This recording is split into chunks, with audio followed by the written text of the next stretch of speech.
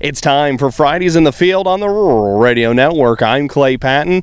We're south and west of Sumner, Nebraska, back on the Beattie farm, and as you can tell, the corn crop behind me is progressing along rather nicely. The last time we talked with Bart and the Beattie family, it was near the 4th of July, and they hadn't had to run the pivots very often, but we did see some heat and some dry conditions continue after that, so Bart gives us an update as to how the crop's progressing. Really good. We've had some really good moisture since the 4th of July. I think this field here that we're at today, we've had just over 4 inches since the 4th of July.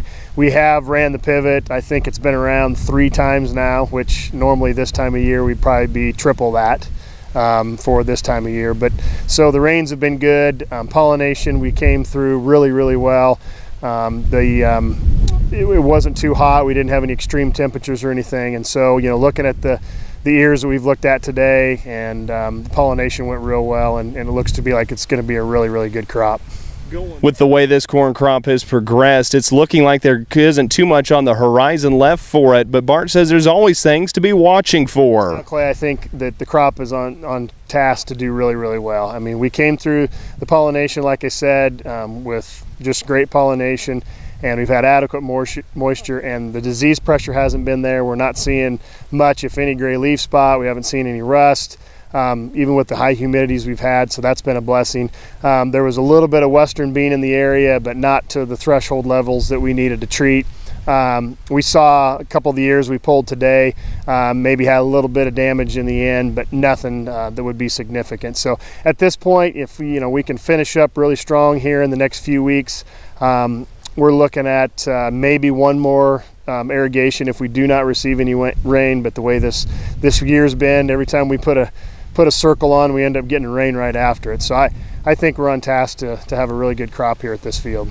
The Beattie family's had an opportunity. Unlike many other producers, they were recently in Argentina and got to see firsthand how the Argentinian corn crop was rounding up, as well get a feel to what producers are thinking about the current trade situation. We just got back from Argentina, where we visited some family down there that's in the farming business and some other businesses as well. But on their operation, they're in northern Argentina near the Chaco area, and they had just wrapped up harvest in the last couple weeks.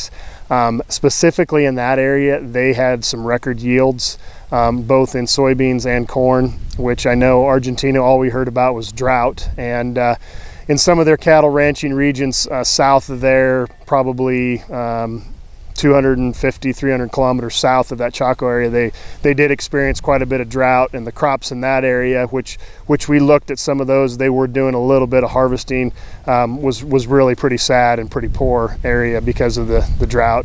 And they're concerned with their cattle ranch about the feed availability this winter because of the drought that they had in that area. So they're pretty excited down there because they're shipping soybeans overseas, as a result of some of the things that are going on in the United States. And so some of their farmers, if they had a good crop, are having the opportunity to make some gains back over some lost years. And so they were pretty excited down there with what's going on. But pretty interesting to be here in the Sumner area at summertime, and then a day later it'd be south of the equator and it's wintertime, and they're wrapping up harvest. So pretty interesting.